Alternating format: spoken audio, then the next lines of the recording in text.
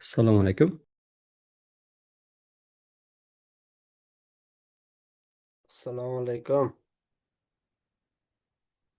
Va alaykum assalom. Yaxshimisizlar? Rahmat.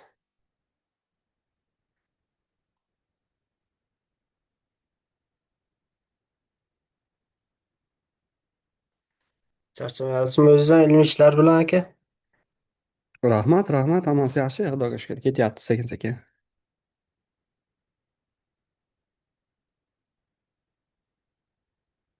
Hozir ozgina kutaylikchi, Mansurbekni.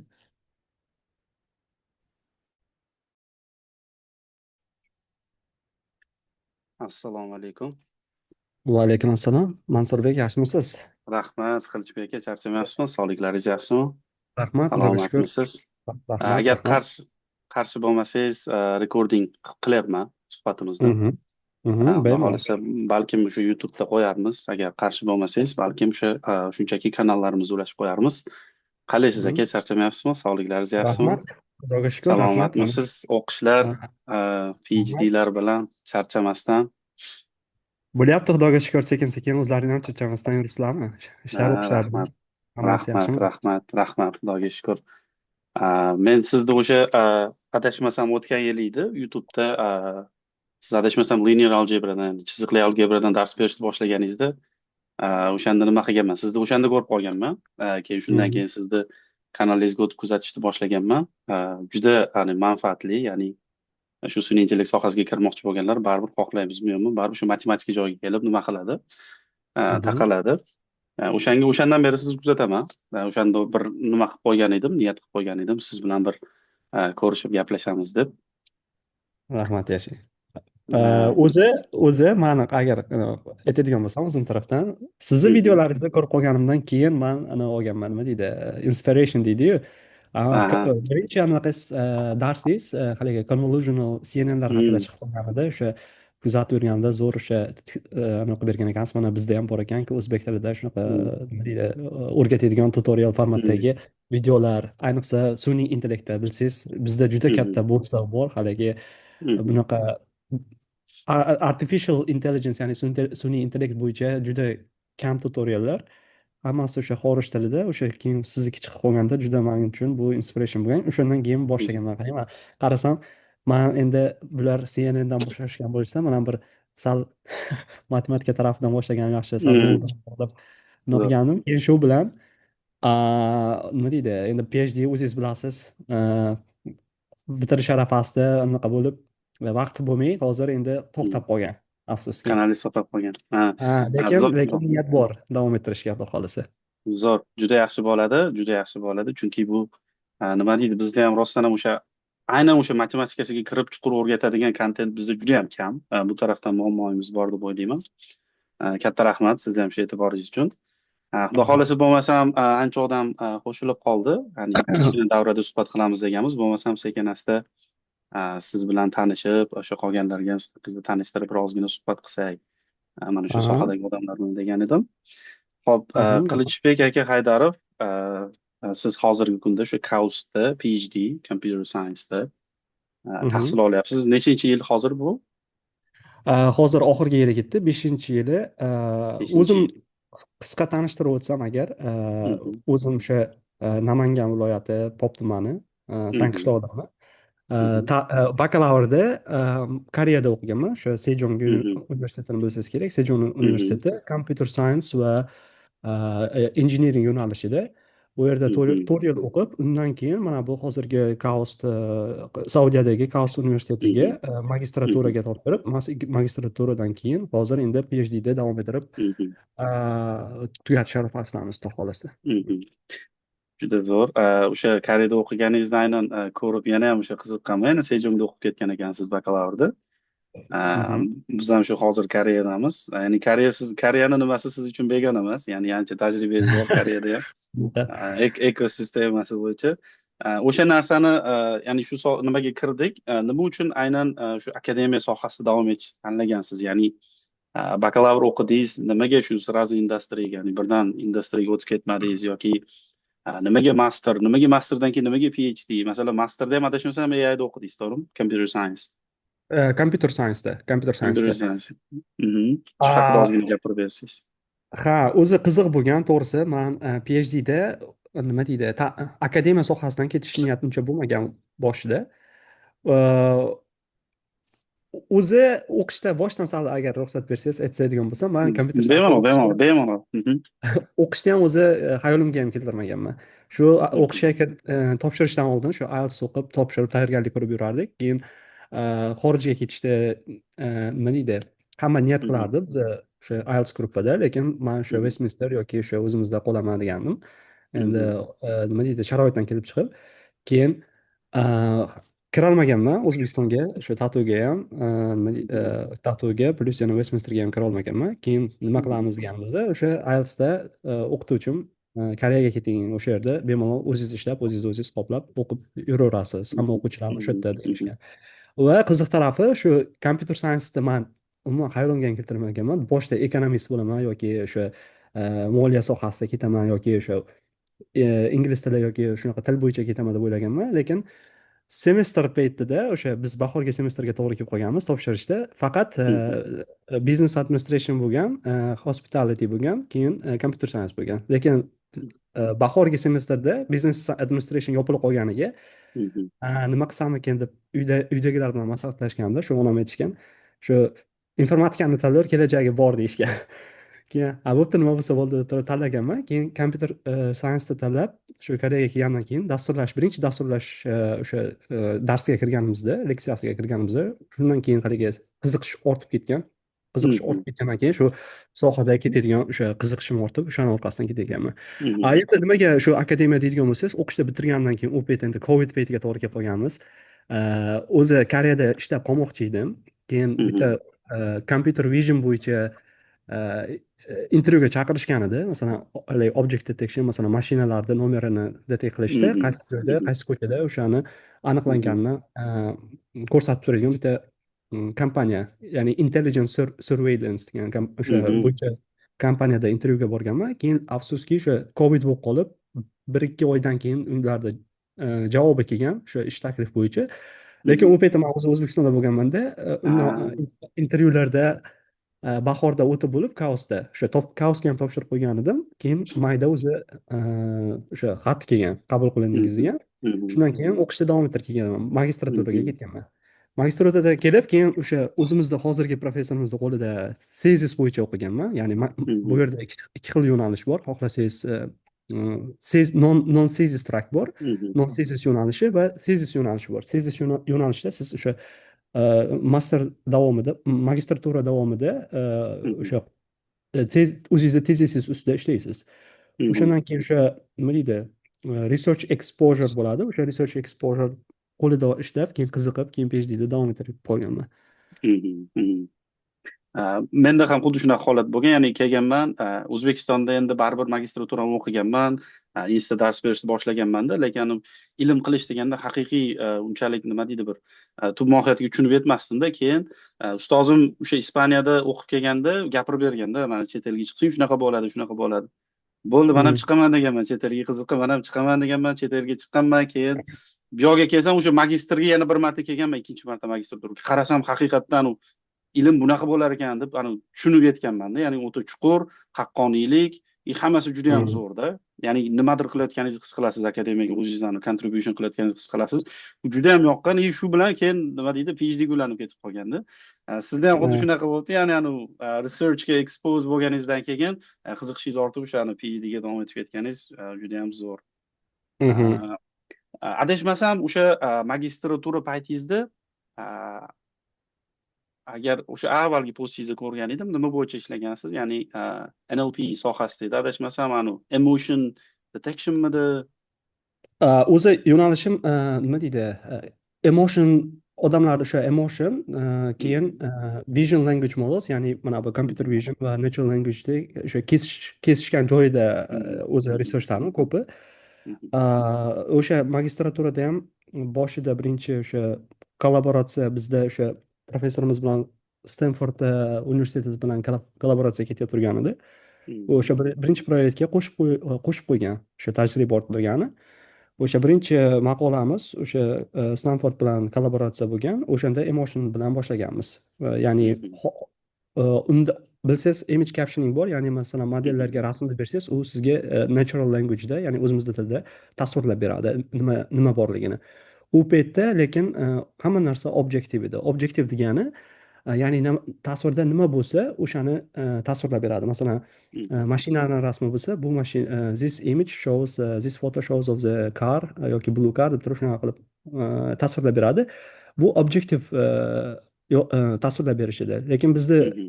anaqa contributionimiz, ya'ni biz nimani ustida ishlaganmiz, yangilik objektiv tarafdan emas, lekin mana bu ko'pincha subjektiv, ya'ni emotion tarafdan tasvirlab berish. Ya'ni bu Mhm. rasm menga yoqdi va nimaga yoqdi. O'sha nimaga yoqdi Mhm. tarafini biz mashinga o'sha algoritmlarga o'rgatadigan bitta data set yig'ib turib o'shalarni train qilib ko'rsatganmiz. Ya'ni endi Mhm. mashina xuddi o'sha rasmda o'sha AI modellarga berib bizda o'sha data setimizda train qilgan bo'lsangiz, Mhm. va bu Mhm. mashina zo'r ekan, buni chiroyliligi menga yoqdi yoki yoqmadi. Shunaqa qilib Zo'r. tasvirlab beradigan bo'lgan. Ha. Zo'r, zo'r. Juda ham qiziq. Endi o'sha mavzuni ochib oldik, ya'ni aynan mana shu AIga ozgina kirish qilib oldik. VLM haqida gapirdingiz. O'zi umuman o'sha nima profilingizda o'qiyotganimda qaradim. Asosan 3 ta 4 ta areani ko'rsatgansiz. O'sha Gen AI. Gen Mhm. AI o'zimda shu tajribamni aytamanda, masalan, xabaringiz bormi yo'qmi, odatda shu kurs o'taman. Ya'ni Mhm. talabalarga data analysisdan boshlaymiz и machine learningda ham tortadida bolalar, endi klassik algoritmlarni tortadi. Neural networksda уже yetib keladida, u yog'iga o'tganda sal qiynalib qoladi. Ya'ni Genga o'tganda уже autoencoderlardan boshlangandan keyin sal уже bolalarda qiynalish boshlanadida. Mana shu Mhm. sizda masalan shu kausga borganingizda mana shu Gen AI sohasiga tushib ketdingizmi to'g'ridan to'g'ri? Sizda qanaqa bo'ldi shu narsa? Ya'ni transition qanaqa bo'lgan? O'zi backgroundingizda matematikasi kuchli bo'lganmi yo'qmi? Shu ham qiziq hozir menga. Man to'g'risini aytsam, man matematik emasman, unaqa ja kuchli emasman. Endi maktabda besh baholarga o'qiganmiz, lekin qarang, Mhm. matematik daho demaysiz, chunki Mhm. bizni potokda masalan olimpiadada qatnashgan bolalar ham o'qigan, masalan o'sha Mhm. Koreyada. Mhm. Biz o'sha oddiy matematikani o'sha nima o'rgatgan bo'lsa, o'shani o'zlashtirib, Mhm. matematik basicini yaxshi o'sha bilganmiz, xolos shu. Mhm. Undan u Mhm. yog'iga o'tmaganmiz, masalan chuqurlashib yoki masalan Mhm. olimpiadalarga borish yoki unaqilar. Mhm. Lekin mana shuni o'zi yetarli bo'lgan. Ya'ni Mhm. matematikani masalan siz juda dahosi bo'lishni shartmas. Ko'pchilik qo'rqadi Mhm. matematikadan. Masalan, voy bunaqa tenglamalarni ko'rsam yoki haligi matematik nima deydi belgilarni ko'rsam, haligi kalkulus yoki anaqalardan hamma qo'rqishi mumkin. Yo'q, aslida shunchaki mohiyatini tushunish kerak, nimaga ishlayib turganini. Bu esa o'sha Mhm. algoritmlarni kapotida ishlayib turgan nima deydi narsa hisoblanadi. Ya'ni o'sha matematika bilan ifodalangan o'sha bo'yicha hamma narsalar, просто kodga yozib qo'ysangiz, o'shalar yordamida biz matematika Mhm. yordamida qandoq ishlash mexanizmini ifodalaymiz, xolos. Uni unaqa haligi noldan o'zingiz yaratmaysiz, Mhm. o'zi u yerda Mhm. bor, teoriya bor. Biz o'shani tushunishimiz kerak. Tushunishimiz uchun bizga shunchaki matematikalarni bazovisi, o'sha bazik anaqalari kerak, xolos. O'shanga manda matematika unaqa olimpiada anaqa emasman, kuchli ham demayman. Shunchaki yetarli ma'lumot bor deb o'ylayman o'zimda. Mhm. O'sha tushunishga yordam beradigan. Endi Mhm. mana bu deep learningga keladigan bo'lsak, o'sha Mhm. qiyinchilik bo'ladi, o'sha o'quvchilaringizda ham qiyinchilik bo'ladi. Mhm. Mhm. Um, Bu nima deydi? Deep learning asli o'sha machine learning, classical machine learning, lekin bitta o'sha neural network bilan siz o'sha data ko'pincha driven. Qachon bular Mhm. machine learninglar Mhm. masalan ishlamaydi, datangiz ko'payib ketsa, Mhm. ular generalization anaqasi tushib ketadi. Ya'ni Mhm. deep learningga qaraganda machine learninglar yaxshi-ku, lekin ular kam data bilan yaxshi ishlaydi. Mhm. Mhm. Lekin ko'p data kelganda biz deep learning o'tamiz, chunki ular ko'p data bilan, ular ko'p ma'lumotlar bilan yaxshi ishlaydi. Mhm. Deep learningni tushunish uchun maslahatim shunchaki, o'sha neural networkda backpropagation bor, keyin Mhm. o'sha neural networkda keyin o'sha sizni darsliklaringiz bor, Mhm. masalan convolution Mhm. neural network, ular basic o'sha bloklar hisoblanadi, hali g'ishtlar Mhm. hisoblanadi. O'shalarni Mhm. yaxshi tushunib olishsa, maslahatim qolgan unaqalar o'sha g'ishtlarga asoslangan qolgan arxitekturalar o'shalarga asoslangan bir uyni hisoblasangiz bo'ladi. Mhm. Ularni tushunish yordam bo'ladi. Juda katta yordam Shunaqa beradi. shunaqa o'sha odatda biz ham nima qilamiz, o'sha aynan neural networkni o'ziga masalan bir oy vaqt sarflaganmizda, Ya'ni shellowdan boshlaymiz. O'sha masalan forward qanaqa yuradi, backward qanaqa yuramiz, ya'ni calculationlarni ham hammasini tushuntirishga harakat qilamiz. Nimagaki doim shu takrorlayman. Mana shu neural networkni yaxshi tushunib olsanglar, u transformerni ichida ham bor. U o'ylamanglar. Mana shu narsani yaxshi ushlab olsanglar, ana blokida baribir ana pillar deydi-ku, Ha, ustuni. ha. Mana shu narsani yaxshi ushlab olsanglar, qanaqa ishlashini. U yoqda ham borda, masalan, transformerlar ichida ham keladi bu narsa. Deb tushuntiraman. Sal bitta yangi narsalar kelaversa, nomi qo'rqinchli xolosda. Masalan, Nom- nomi qo'rqinchli xolosda, o'zi asli hammasi neural network. Endi ozgina qo'shimchalar qo'shiladi, okey, encoderlar qo'shiladi, ana positional encoder, boshqa yangi ozgina narsalar qo'shiladi-yu, lekin asos shu. Asos Deb shu. ko'p takrorlaymanda shu narsani. Ya'ni nomi qo'rqinchli xolos, ana generative AI bir narsalar desa sal nomi qo'rqinchli tuyuladi. Shunaqa. Demak, Xuddi sizda ham shunday. Xuddi shunday. Qo'shilama. Ha. zo'r. Xo'p, keyingi savolga o'tadigan bo'lsak, o'sha VLMlar haqida ozgina, masalan, o'zingizni masalan tajribangiz borda VLM bo'yicha o'sha Vision Language Modeling bo'yicha modellari bo'yicha qanday qilib, masalan, soddaroq qilib, masalan, shu sohada hali yangi yoki boshqa endi kirayotgan odamlarga qanday qilib soddaroq qilib tushuntirib berish mumkin deb o'ylaysiz? O'sha haqida ozgina aytsangiz. Zo'r savol. Hozir VLM juda avjiga chiqqan katta kompaniyalar, bilsangiz hozir oldin kim ChatGPT'da hozir ishlatgan bo'lishsa, masalan, oldingi masalan ishtirokchilardan yoki o'sha siz ham oldingi versiyalarni ishlatgan bo'lsangiz, faqat tekst bilan ishlashgan, to'g'rimi? Undan keyin hozir mana bu rasmlarni, anaqa PDFlarni, har xil dokumentlarni o'zi tushunadigan bir modelga aylangan, ekosistemaga aylangan. Bu qandoq tushuntirsam bo'ladi? Birinchi VLMda tushunish uchun birinchi biz transformerda tushunishimiz kerak, chunki hozir 90% mana bu industriyadagi, ya'ni sanoatdagi Google yoki mana bu ChatGPTmi, Cloud'mi, hammasi o'sha transformerga asoslangan. Transformer nima qiladi? O'sha tekst oladida, uni tekstdan keyin keyingi tekstda o'sha tekst chiqarib beradi, to'g'rimi? Va bu masalan transformerlarni bunaqa kuchli darajaga erishishi mana shu butun internetdagi ma'lumotlarni olishganda o'sha bilan birinchi pretrain qilib olib, keyin mana bu chatga moslashtirishgan, ya'ni instruction fine tuning deydi, o'sha ikkita etapda o'sha mana shu holatga keltirishgan. Endi VLM degani bu VLM, Vision Language Model, o'sha language modelga asoslangan ko'rish qobiliyatiga ega bir language model deb hisoblasangiz bo'ladi. Endi buni ko'rish savol tug'iladi, mana shu savol tug'iladi. Hop, bizda ChatGPT bor ekan, masalan, GPT transformer model bor ekan, tayyor tekstda train qilingan, pretrain qilingan. Endi shunaqa savol tug'ilgan tadqiqotlarda, o'sha researchda qandoq qilib bunga biz ko'rish qobiliyatini bera olamiz? Buni yechish uchun shunchaki masalan noldan train qilishi shart emas, bunga ko'p energiya sarflanadi, pul sarflanadi. Bilsangiz, yana computer visionda encoder degan modellar bor, ya'ni vision encoderlar. Masalan, rasmni berasiz, u sizga shu featurelarni chiqarib beradi. Bitta misol, masalan, ResNetda hozir hamma ishlatadi, uni featureini ishlatib, xohlagan tasklarga o'sha fine tuning qilib oladi. Yana undan keyingi masalan chiqqan clip encoderlar chiqqan, vision encoder. Bu sizga ham o'sha nima deydi, rasmda nima borligini bitta vektorda tasvirlab beradi. Compressed representation deydi, ya'ni katta hajmdagi rasmda 256 ga 256 bitta katta matritsani bersangiz, rasmni matritsada bo'lsa, ularni bitta vektor qilib siqib beradi. Shu encoder vazifasi shu. Endi shu siqilgan vektorni LLMga tekstni o'rniga input qilib bersak, biz o'sha ko'rish qobiliyatini bera olamizmi degan savol tug'ilgan. Va mana shu vision encoder bilan LLMlarni chatishtirib ozgina shu train qilishganda bu shu yutuqqa erishgan. Bitta misol, mana shu bizni laboratoriyada shu birinchilardan bo'lishgan eng kuchli maqolalardan bittasi professorimizda ikkita Xitoy talaba bor edi. Hozir bittasi ByteDance'da ishlaydi, bittasi Facebook'da. O'shalar bitta avtor qilishgan. O'sha klipda olishganda, klipda vision encoderni olishganda, keyin ochiq source bor, Vicuna degan modellar bordi, oldingi birinchi, o'shalar bilan chatishtirib, ozgina dataset bilan fine tune qilib ko'rsatishgan. Ya'ni LLMlar ham shunaqa qobiliyatga ega bo'lishi mumkin deb. Endi hozir ularda esa endi ko'proq data bilan train qilib fine tune qilishyapti-da, shunaqa qobiliyat berishyapti. Endi qisqa qilib aytadigan bo'lsam, shu VLM shunchaki transformer plus qanaqadir vision encoder shu. Transformerga o'sha clipmi yoki vision encoderlarimiz rasmni vektor ko'rinishga o'giryaptida, o'sha vektorni ham biz qo'shib, instruction bilan qo'shib transformerdan o'tkazyapmiz, shunaqami? Xuddi shunaqa, xuddi shunaqa. Zo'r. Zo'r, zo'r. O'sha bitta adashmasam shu o'tgan yili 24-yilda adashmasam 2 yil oldin CVPRda chiqargan paperingizni ko'rdim. O'sha aynan nima bo'yicha ekan? VLM bo'yicha klip ishlatgansiz.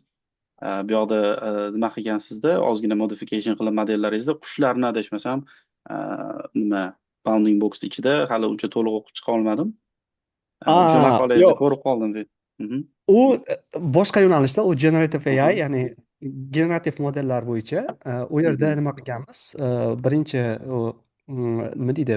Oldin bilsangiz bizda generative model nima degani o'zi, shu hamma biladi, o'sha gen AI shunchaki nima bizda model biror nimani generatsiya qilib bersa, biror nimani chiqarib bersa, biz o'sha generative AI nima deydi, tarkibiga yoki kategoriyasiga o'sha modellarni qo'yamiz. Bular masalan transformer generative AI hisoblanadi, chunki ular tekstni generate qilishadi. Yana rasmni generatsiya qiladigan modellar bor, image generatorlar. Ular ham gen AI hisoblanadi. Biz u paytda o'sha bir maqolamda nima qilganmiz? Biz oldin bilsangiz, mana bu yangi arxitekturalar kelishidan oldin GAN, Generative Adversarial Neural Networks, ya'ni GANlar juda generative AI image generation fieldida ular juda eng populyar algoritmlardan yoki modellardan bittasi bo'lgan. Biz nima qilganmiz? U yerda biz o'sha generative o'sha GAN modeliga biz qandoq qilib tekstni beramizda, o'sha tekst orqali biz rasmni generatsiya qilib bera olamiz. O'shani ustida ishlaganmiz. U yerda ideyamiz nima bo'lgan? GAN model bo'lsa, GAN modelga biz tekstni olamizda, tekstni olganimizdan keyin qanaqadir bitta bizda encoder bor. Encoder u bizdagi GAN modeliga nima generatsiya qilib beradi? Ular feature generatsiya qilib bermaydi, balki modelni weightini generatsiya qilib beradi. Ya'ni modelni weightini o'zini. Bu degani har bitta conditionga, har bitta tekstga biz modelda boshqacha variantlarini generatsiya qilamiz degani. Biz o'sha mana shunaqa modellar, ya'ni model weightlarni generatsiya qiladigan, modelda parametrlarni generatsiya qiladigan modellar hyper network deyiladi, giper network deyiladi. Biz o'sha hyper network bilan GAN modelini biz birga chatishtirganmizda, o'shani text to image qilib turib chiqarganmiz. Zo'r. Zo'r. Juda ham yaxshi tushuntirib berdingiz. Katta rahmat. Yana hozir o'zimda bitta o'sha VLM haqida savol tug'ilyapti. VLM bilamizki, masalan o'sha Qwen chiqargan, boshqa chiqargan rasm berasiz, instruksiya berasiz. Mana shunaqa qilib deylik, mana bu rasmda nima tasvirlangan, qisqa qilib tushuntirib ber yoki summary qilib ber deb instruksiya bersangiz, o'sha shunga qarab generation qilib beradi.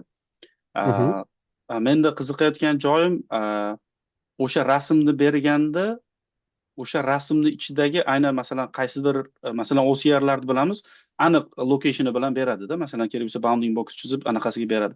Shu narsa VLM ga kiritsa bo'ladimi shu narsani? Nima deb o'ylaysiz? Ya'ni VLM shu OCR aniqligida masalan position ham detect qilib image ni ham o'zgartirish darajasiga olib kela olamizmi? Albatta, bunaqalar hozir maqolalar, ishlar ko'p. Bounding boxda oldin nima qilardik? Masalan, yo'lovlarda o'sha bilsangiz, haligi x, y o'sha koordinatalarni chiqarib beradi. Biz ham o'shanaqa capabilityni bera olamiz. Bunaqa maqolalar bor, o'sha researchlar. O'zimizda masalan laboratoriyadan ham chiqqan. O'sha birinchi mini GPT bor edi. Mini GPT 2 versiya 2 chiqqan. Masalan, o'sha rasmni berasizda, siz nima so'raysiz? Encoderdan o'tkazdirasiz, vision encoderdan, va uni transformerga berasizda. Transformerga berganingizda nimani so'raysiz? Mana bu x, y koordinatalarni chiqar deysiz, birorta obyektga deydi. Ya'ni tekst o'rniga siz x, y koordinatalarni so'raysiz.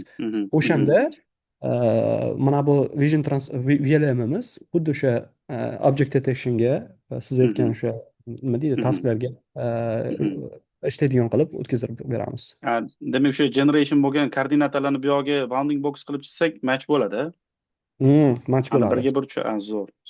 Chunki shu narsani qaradimda, masalan, VLM ishlatib ko'rdim. Shu maksimum ishlatgan joyim instruction berdimda, o'sha joyda masalan scientific figurelarni deylik ajratish uchun berib ko'rdimda. Hmm. Mana shu figurelarda nechta masalan legendlarda nechta masalan sample bor, nechta series bor. Shu narsalarni so'radim, yaxshi zo'r ajratib beryapti-da. Keyin qiziqib qoldim. Masalan, bizda hozir OCR bor. OCR bilan masalan o'sha figurelarni nimalari, nima accesslari, boshqa narsalari, legendlari, labellari olinadi-da. Keyin o'sha raqamlarni ham masalan iloji boricha qanaqadir filtrlar qo'llashadi. Boshqa narsa qilib nimani pointlarni ajratib olishga harakat qilinadi-da. Shu narsani o'zini VLMda qilib qo'yaversa bo'lmasmikan degan savol tug'ilib qoldi-da. Bu narsani qilish uchun deylik, men hali Hugging Face'ni ham ko'rmadim. Aynan VLM scientific masalan figurelarni ekstrakt qilish uchun biror bir VLM ko'rmadim. Shu narsada nima deb o'ylaysiz? Masalan, qanaqa nimada research qilgan yaxshi, directionda qilgan yaxshi deb o'ylaysiz? Endi shu mutaxassis sifatida shunga ozgina yo'nalish bera olasizmi? Scientific figurlarda manimcha buni ustida juda ko'p ishlashgan. Manimcha bu figurlarni ustida, chunki bu haligi nima deydi, o'zida comprehension, ya'ni o'sha scientific figurlarni tushunish va ulardan labellarni ajratish, bu o'zi bitta tasklardan difficult task deydi-yu, qiyin tasklardan bittasi hisoblanadi. Lekin nima deydi, research tarafdan, contribution tarafdan bu sal nima deydi, weakroq bo'lishi mumkin. Chunki nima deydi, masalan, agar buni propose qilmoqchi bo'lsangiz, bizda o'zi VLM bor-ku, VLM o'rniga shunchaki datasetni o'zgartirib qo'yapmiz-da, o'shanga adaptatsiya qilyapmiz degan bo'ladi. Buni endi nima deydi, ko'rsatish uchun, nima deydi, approach qilib ko'rsatish uchun sizda eng muhimi dataset bo'lishi kerak, clean dataset bo'lishi kerak. Ya'ni sizda juda katta dataset bo'lishi kerak, VLMlar juda och dataset uchun, sizda ko'p dataset bo'lishi kerak. Va o'sha labellaringiz juda zo'r bo'lishi kerak.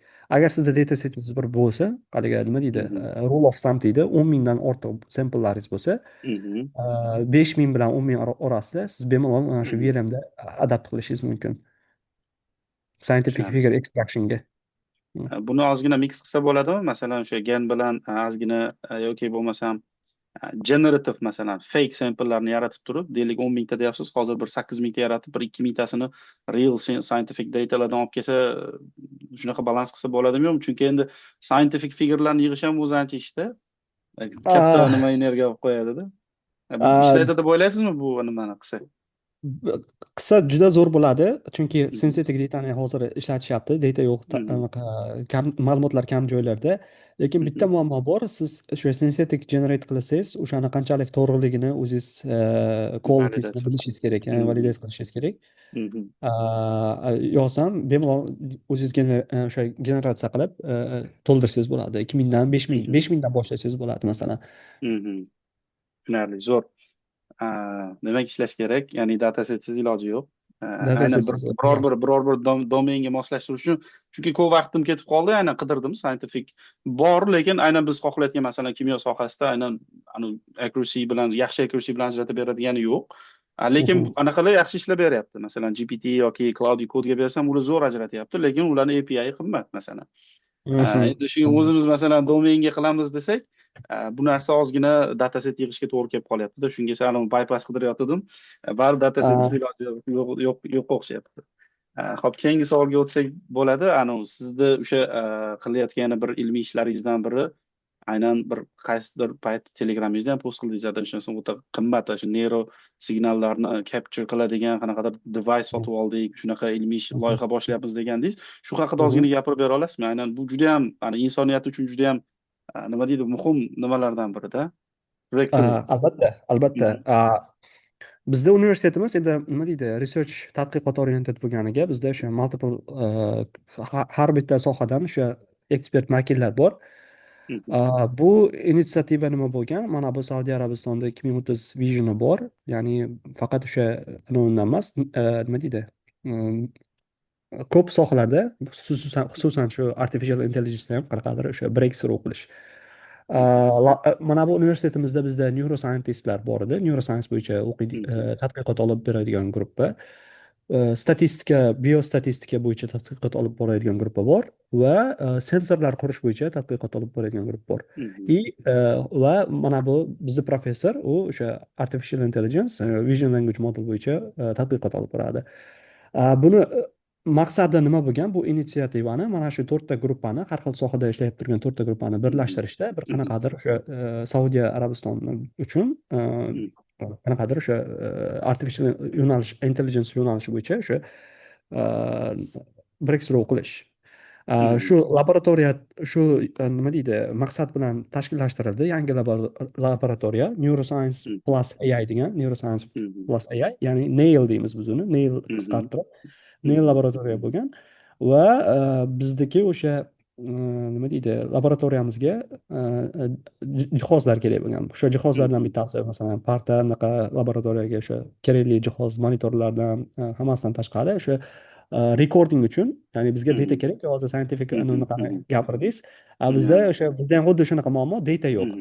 Data yo'q. Data uchun biz o'sha miyani o'sha EEG degan narsa bor. EEG recording, ya'ni miyani elektrikal faoliyatini yozib boradigan, plus yana o'sha sotib olgan device-larimizda, o'sha qurilmalarimizda yana bitta mohiyati, bitta nafaqat o'sha elektrik miyani faoliyati, balki yana miyani nima deydi qon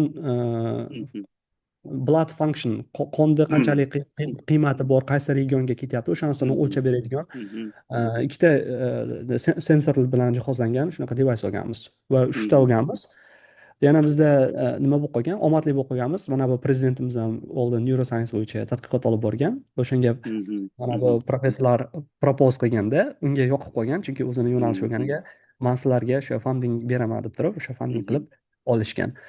Endi bu bilan nima qilmoqchimiz? Endi hamma Neuralinkni bilsa kerak. Neuralink nima? Neuralink masalan uni bitta tarafi shu o'zini nima deydi nogironlar bo'ladi, masalan qo'lini yoki oyog'ini ishlatolmaydiganlar, paraliz bo'lib qolganlar, ular qo'lini ishlatolmaydi, ularga qanaqadir bitta interfeys kerak, ya'ni miya orqali ular boshqara oladi. Qo'l oyog'ini ishlatolmaydi, lekin miya orqali o'zlari boshqariladi. Bu qanaqadir ularga yordam bo'ladi. Neuralinkda maqsadi o'sha, bilsangiz, ular chip chiqargan, o'sha chip orqali miyani ochishadi, miyaga chip o'rnatishadi va o'sha chip orqali signallarni olishadi, o'sha signallarni dekod qilib, xuddi o'sha artificial intelligence orqali yoki anaqa orqali dekod qilib, uni mana bu qaysi momentlarga Actionga adaptatsiya qilishadi. Actionga ko'chirishadi. Zo'r. Ya'ni bu brain interface. Bitta muammosi bu invasive hisoblanadi. Invasive degani ya'ni o'sha miyani operatsiya qilishingiz kerak, miyaga yopishtirishingiz kerak. Bu sizga eng nima deydi, toza signalni beradi. Miyaga joylashgani uchun, haligi ustiga mundoq touch qilgani uchun. Bizda hozirgi endi research va bizda o'sha researchlarimizdan bittasi shu non-invasive degani miyangizda ochmasdan turib shuni recordinglar orqali elektrik activity bo'ladimi yoki mana bu qon oqishi bo'ladimi, o'sha orqali biz o'sha narsani dekod qila olamizmi? Agar mana shu muammoni yechsak, bu juda katta kuchli foyda bo'ladi, chunki operatsiya qilish shart emas. Interfeysda sizda arzonga tushadi, chunki Neuralinkdan qaraganda osib bo'ladigan devicelar arzonroq bo'ladi. O'shani ustida hozir endi tadqiqotlar ketyapti. Ya'ni brain to computer interface. Xudo xohlasa zo'r bo'lsin mana shu loyiha, chunki siz ham anchagina yaxshi tajriba orttiryapsiz mana shu soha bo'yicha. Bu juda ham zo'r yangilik bo'lar ekan, chunki juda ham qiziqib qoldim. Aynan ko'pchilik shu rozi bo'lmasligi mumkin, aynan operatsiya orqali o'sha chiplarni o'rnatib, keyin u chiplardan foydalanishga ko'pchilik rozi bo'lmasligi mumkin. Endi bu hayot uchun xavfli tarafli deb ham o'ylaydi. Odamlar rozilik bermaydi. Birinchidan o'shani bemorlarni nimasini olish, roziligini olish juda qiyin bo'lsa kerak. Agar bu narsa rostdan ham o'shani sizlar rekord qilayotgan devicelar bilan, jihozlar bilan capture qilib, uni enkod qilib ko'chiriladigan bo'lsa, actionga juda zo'r, menimcha nima deydi, insoniyatni ancha muammosini yengillashtiradigan bir narsaga olib kelar ekan. Xohlasa zo'r, yaxshi bo'lsin. Lekin biz birinchilardan emasmiz, albatta kuchli laboratoriyalar bor, masalan Angliyada, ko'pincha Angliya, Yevropadagi bitta Angliya, keyin Amerika ko'pincha mana bu brain to computer interface bo'yicha juda ilg'orlab ketgan, ular shug'ullanishadi. Biz ham ulardan qolib ketmaylik deb turib, biz ham o'sha qilganmiz, tashkillashtirganmiz shu laboratoriyani. Zo'r. Keyingi o'sha ozgina o'zim ham qiziqadigan savolim bor. Sizda hozir startup sifatida ham, startupda ham faoliyat yuritasiz. Adashmasam CTO'lardan yoki co-founderlardan birisiz. Nav AI bor sizda, aynan TTS Technology bo'yicha. Buni ham kuzatib turaman. Nav AI juda zo'r, ovozni yaxshi chiqarsizlar. Bu haqida ham ozgina gapirib bera olasizmi o'sha TTS technology haqida? O'zi umuman birinchi Nav.ai, keyin uni ichidagi qanaqa hozir sizlarda nima productionlar bor, o'shalar haqida ozgina gapirib bera olasiz? Hozir Nav.ai deyishingiz ham mumkin, Navai ham deyishingiz mumkin. Biz Navai deymiz. Navai, ha. Navoiydaqa Navai. Mhm, mhm, Bizda o'sha maqsad o'sha ovozli texnologiyalar bo'yicha bitta o'sha o'zbek tiliga moslashtirilgan bir sun'iy intellektga asoslangan ovozli texnologiyalar ustida ishlamoqchimiz va o'shani mhm, tatbiq qilmoqchimiz. mhm, STT, TTS texnologiyalariga keladigan bo'lsak, biz hech nimani anaqa aytaman, o'sha ochiqchasiga boshqatdan reinvent qilganimiz yo'q. Masalan, mhm, g'ildirayni boshqatdan kashf qilganimiz yo'q. Hamma mhm, o'sha bor, xuddi o'sha transformerlar, hamma joyda mhm, transformerlar, o'sha TTSga ham, STTga ham transformerlar bor. O'shalarga mhm, biz o'sha ma'lumotlarni yig'yapmizda, korpus yig'ib turib, korpus orqali biz o'shalarni o'zbek mhm, tiliga adaptatsiya qilyapmiz. mhm, Ya'ni o'sha STT hozirgi speech to text, ya'ni matndan ovozga, ovozdan matnga texnologiyalarni o'rganmoqchi bo'lganlar transformerni yaxshi tushunsalar, hamma sohani mhm, bemalol egallab ketaveradilar. Chunki hozir bu standart mhm, bo'lib mhm, qolgan ko'p mhm, sohada. mhm. The golden rule bo'lib qolgan, transformerni bilsa hozir Ha, istalgan sohaga kirib, bemalol o'sha sohada yaxshi mutaxassis bo'lib keta oladi. ha. Endi Zo'r. industriya uchun bu standart bo'lib qolgan, lekin mana bu researchga keladigan bo'lsangiz, albatta uni ustida qanaqadir Mhm, yangilik qilishingiz kerak, lekin mhm. industriyada bu standart hisoblanadi. Zo'r. Demak, sizlarda hozir Navoiyda STT ham bor. STTlarni ko'rganim yo'q. Adashmasam bitta sample tashlagan edingiz. TTSni ko'rgan edim, ya'ni tekst berilgan speechga o'girilgan ekan. O'sha Hmm. sizlarda STT ham bormi hozir? STTda ham bor, lekin hech qaysini Mhm, hali ommaga chiqarganimiz yo'q. mhm, Buni ustida yana ishlayapmiz, ko'proq mhm, eksperiment qilib yaxshilashga harakat qilyapmiz. mhm. Xudo xohlasa, yaxshi bo'lsa, xudo xohlasa ikkalasini ham chiqarishga Mhm. harakat qilamiz. Navoiyda siz bitta o'zingizmisiz AI injener yoki sheriklaringiz bormi komandada? Bitta o'zimga qiyin bo'ladi, albatta. Mhm, Bizda mhm, injener bor, MLOps injener. Biz texnik jamoamiz bir 4 kishimizda. mhm, 4 kishimiz. O'shalardan bittasi o'sha bizda MLOps injener deymiz. O'sha MLOps mhm, injener bor. Katta yordam beradi. Datasetlarni tayyorlab, o'sha mhm, menga yordam berishga mhm, 2 kishimiz desak bo'ladi. mhm. Tushunarli, zo'r. Keyin o'sha adashmasam hozir bitta savol so'ramoqchi edim, sal yodimdan ko'tarilib qoldi. O'sha TTSda masalan o'zim ham bir harakat qilib ko'rganman.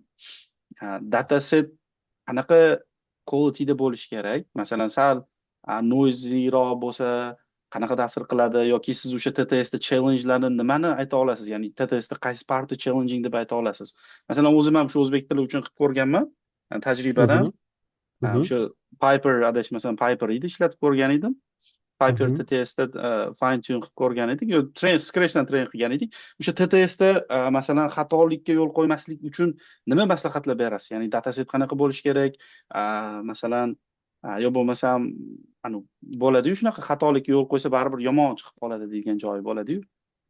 A- a, Bu endi hammasi dataga Mhm, borib taqaladi yana. Data mhm, уже studio level deydi. Bizda masalan studio leveldaqa mhm, bo'lishi kerak. Yaxshi natija mhm, olishingiz uchun va skriptlari hammasi to'g'ri yozilgan bo'lishi kerak. O'sha transkripsiya tekstlari hammasi matnlari to'g'ri yozilgan bo'lishi kerak. O'zingiz bilasiz, o'sha golden rule, o'sha qaysi modelga garbage bersangiz garbage olasiz yoki zo'r data bersangiz zo'r olasiz. Hammasi o'sha mhm, datadan boshlanadi. Agar sizni datangiz o'sha studio level anaqa yaxshi high qualityda bo'lsa, albatta mana bu ochiq modellarni mhm, bemalol o'sha mhm, o'zingizni mhm, datangizdagi uni olaverasiz. O'sha quality'sdaqa mhm. output olaverasiz. Mana shu eng Mhm. challenge tarafi mana shu Data. o'zbek tili low resource bo'ladi. Low resource ham demaymiz, qanaqa ma'lumotlar kam tillardan bittasi hisoblanadi. Ya'ni Mhm, internetdan ham anaqidan ko'p topolmaysiz. mhm, Bitta tarafi mana shu data scarcity, ya'ni ma'lumotlarni mhm, yo'qligi deyarli. Boru, lekin unaqa ko'p emasligi. mhm. Tushunarli. Zo'r. Ya'ni datasetni qualitysi eng top priority bo'lishi kerak, ya'ni toza studio leveldagi ovoz bo'lsa, yaxshi natija chiqarsa bo'ladi. Sizlar O- o'sha Ham TTS ha- ham ko'p bo'lishi kerak, ha. Ham aha.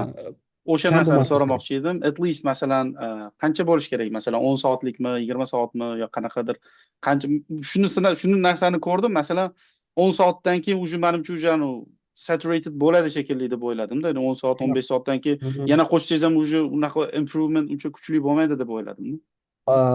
10 soat bu juda kam. Aslida Mhm. hozirgi modellarda anaqa qilish uchun Mhm. o'sha generalization bo'lishingiz uchun Mhm. 1000 soat kerak bo'ladi. 1000 soat. 1000 soat TTSga. 1000 soat. Bu ham 1000 soat ham kam. At least 5000 soat. Yo'q, a? 5000 soat. Bu ham kam Demak, hisoblanadi.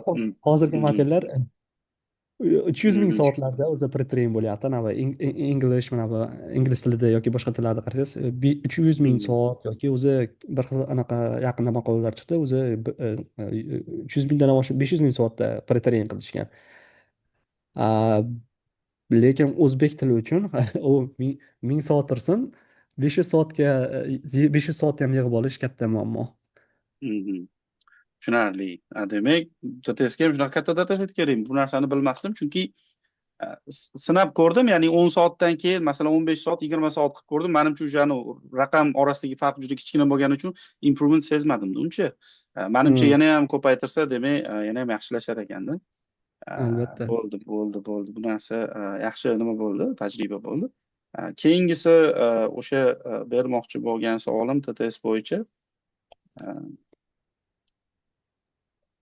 Manimcha bo'ldi, mana shu yerda to'xtatsak bo'ladi TTS haqida. Shu bitta mavzuga juda chuqur kirib ketmaylik. Mana shu kausda haqida ozgina gaplashsak, ya'ni shu kausda masalan qiziqadiganlar bo'lishi mumkin. Umuman o'sha master ham o'qigansiz, PhD ham o'qiyapsiz. Qanaqa masalan bir kunlik kun qanaqa o'tadi? U yoqda muhit qanaqa?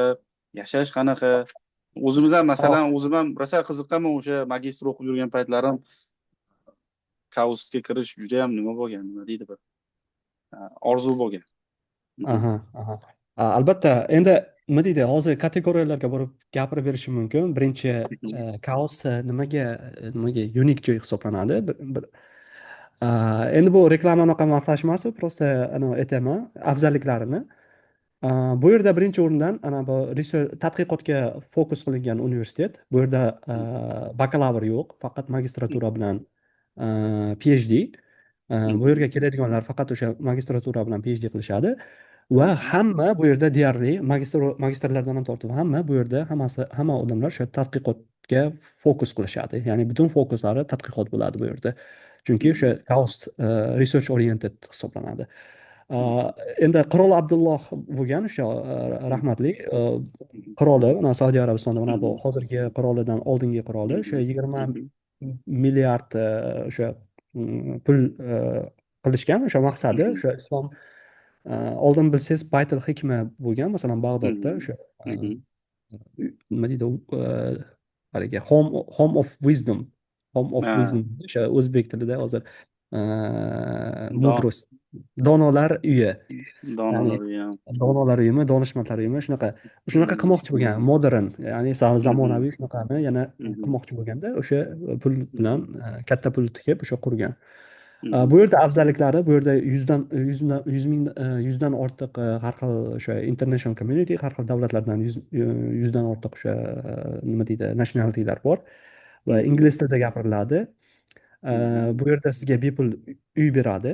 Magistraturada o'qiysizmi, PhD o'qiysizmi, bepul uy beradi. Agar oilaviy bo'lsangiz, alohida sizga o'sha 2 xonali apartment beradi. 2 xonali apartment va sizga o'sha bir marta bir yilda uyga borib kelishingizga plyus 13-oylik yoki 13 stipendiya qilib ham beradi. O'sha oilaviy bo'lsangiz, oilangizgacha olib beradi. Va o'qish bepul, research tarafdan o'sha masalan hamma infrastrukturalar juda zo'r, bemalol tadqiqot qila olasiz. Masalan, kimiyada o'qisangiz sizda kerakli o'sha sizlarga kerakli bo'lgan kemikallarni olib kelib beradi. Biologiyada o'qisangiz juda qimmat mikroskoplar bor, masalan $1,000,000 mikroskoplar, o'shalar elektron mikroskoplar bilan jihozlangan. Computer science o'qiyman desangiz, computer science da o'sha bizda GPU klasterlar bor. 600 mingta, yana plus 2000 ta qo'shildi, 600 ta. Va o'sha hamma sharoitlar bor. Lekin bitta tarafi Chaos Bubble. Chaos Bubble deydi. Chaos Bubble nima degani? Biz nima deydi? Haligi biz qanaqadir pufakchani ichida yashaymiz. Bu kampusimiz hamma shaharchadaqa hisoblasangiz bo'ladi.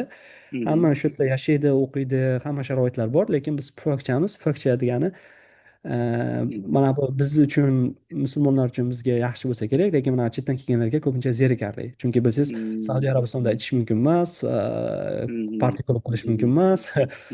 Ular uchun zerikarli bo'lib qoladi. Ham biz Jidda, bilsangiz, eng yaqin shahar, katta shaharlardan bittasi Jidda, va Jiddadan biz 100 kilometr uzoqdamiz. 100 kilometr uzoqdamiz. Hamma sharoitlar bo'lgani bilan o'sha biz qanaqadir ajralib qo'ygan o'zimizdaqa community bo'lib qo'yganmiz. Bu chet eldagilar buni golden cage, ya'ni oltin qafas deb tasavvur qilishadi. Lekin musulmonlar uchun, bu musulmon studentlar uchun bu biz uchun muammo hisoblanmaydi. Chunki biz uchun bu juda zo'r sharoit. Va bilsangiz, o'sha Makka Madinaga bepul avtobuslarimiz bor. Madinaga masalan 2 haftada bir marta avtobus yuradi bepul, va Makkaga har juma bir marta avtobus bo'ladi. Har juma avtobus bo'ladi. Вообще zo'r, mashalloh. Nasib qilsin bizga ham. Bu nima, kaosni ko'rganimda aynan top sayentistlarni o'ziga jalb qiladigan joyda, chunki to'lanadigan summasi ham kichkina summa emasda. E'tibor berganman, aynan bizni sohamizda chemistry bo'ladimi, o'sha chemoinformatics bo'ladimi, aynan AI sohasiga related o'sha chemistlar bo'ladimi, zo'rlarni olib keladida, o'sha toplarni olib keladi. Ular endi shunaqangi paper chiqarishyapti-kan, u mashinada, paperda shunaqangi yozishyaptiki, o'shanda keyin facilitiesiga ham juda qoyil qolganman. Nima, Chaos'da facilitiesi o'sha eng advanced, eng oxirgi nima bo'ladimi, o'sha nima deydi, spektroskopik apparatlari bo'ladimi, hammasi borda ularda. Ham Eng advanced borda, qoyil lekin. alohida komanda ham bor. O'sha sizni masalan research qilamasangiz, mikroskopda ishlatib anaqa qilishga yordam beradigan alohida support team qilgan ular. Bitta qozog'istonlik bitta akamiz bor, o'sha support teamda ishlashadi. Qaysinda o'qiysan deyishgan, o'sha Kilich qaysinda o'qiysan deyishgan, Kilich deyishadi o'shani. Men computer science desam, sen uni Chaos'da anaqasini his qilmas ekansan degan.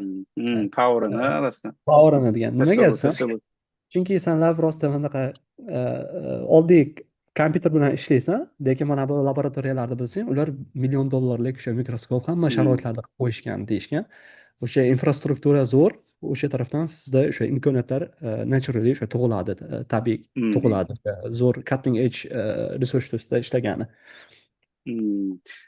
Zo'r, shu tarafi juda ham yoqqan. Yana bitta narsani so'ramoqchi edim. Masalan, competition qanaqa? Endi baribir endi shunaqa yaxshi joy bo'lgandan keyin competition leveli qanaqa? Masalan, kimdir deylik Koreyada sizga o'xshab bakalavr o'qidi yoki Koreyada kimdir masterda o'qidida, deylik o'sha bitta ikkita paper chiqardida, keyin PhD ga masalan bormoqchi Chaos'ga.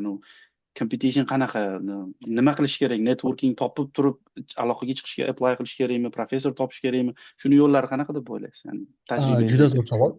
Juda zo'r savol. Ko'pchilik mendan ham so'raydi, qandoq o'sha Chaos'ga topshirsam bo'ladi, nimalarga ahamiyat bersam bo'ladi deyishadi. Bizda bitta xatolikda aytaman, endi computer sciencedan aytaman ko'pincha.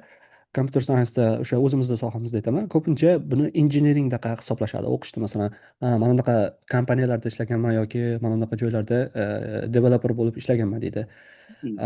Bu yerda industriyada ishlagan muhim emas. Unaqa kompaniya qaysi zo'r ishlagan bo'lsangiz ham, bu yer industry o'ziga qaramaydi, experience'ingizga. Agar Google yoki top anaqa kompaniya bo'lmasa, endi chemistryda ham qanaqadir o'zlaringning ham sohalaringda masalan bo'lishi mumkin. Engineering uncha muhim rol o'ynaydi. Research oriented bo'lgani uchun sizdan albatta research experience talab qilinadi. Ya'ni hozirgi paytda agar kimdir Chaos'ga topshirmoqchi bo'lishsa, ko'pincha mana shu research, ya'ni tadqiqot tajribasiga urg'u berishlarini so'rayman. O'zim ham masalan Koreyada o'qib turgan paytimda, oxirgi semestrimda o'sha Koreyada internshipga kirganman. O'sha pokistonlik anaqalar PhD studentlar bor edi. Ular bilan o'sha gaplashib, internship qilsam bo'ladimi deganman. O'sha orqali tajriba orttirganman. Va agar maqolalari bo'lishsa, birorta tajribalari bo'lsa, bu yerga kirish ancha osonlashadi. Va ikkinchi plyus bo'ladigan tarafi, hozir computation anaqa kuchli hisoblansa ham, birinchi o'sha professorlar bilan bog'lanib yaxshi. Bu sizga baribir ham professor oxiri hal qiladi, chunki ular o'zini laboratoriyasiga oladi. Ya'ni bu yerda admission office bor. Admission office sizni birinchi screening qilib chiqadida, agar o'sha hammasi to'g'ri kelsa, hammasi yaxshi bo'lsa, baholaringiz va o'sha research experience bo'lsa, uni qiziqqan professoringizga jo'natadi. O'sha chemistry bo'lsa, chemistry'dagi professorlarga yoki computer science bo'lsa, computer science'dagi professorlarga jo'natishadi. Agar siz boshida o'sha networking qilib tanishib, o'sha qiziqyapman sizni laboratoriyangizga deb nima deydi, connect qilgan bo'lsangiz, bog'langan bo'lsangiz va u qiziqish bildirgan bo'lsa, bu siz uchun juda katta plyus bo'ladi. U keyin o'sha dashbordda mana shu bola bilan gaplashgandim, turib sizni birinchiga chiqarib qo'yadi. Mana shuni olaman. Zo'r. Bu narsa adashmasam ko'pchilik joyda shunaqa ekanda, ya'ni hozir siz gaplaringizni eshitdim. Odatda shunaqa tavsiya beraman. Ya'ni bizda ham universitetimiz shunaqaki, bizda ham xuddi shunaqa. Bakalavr yo'q, bizda master faqat PhD ili integrated bo'ladida.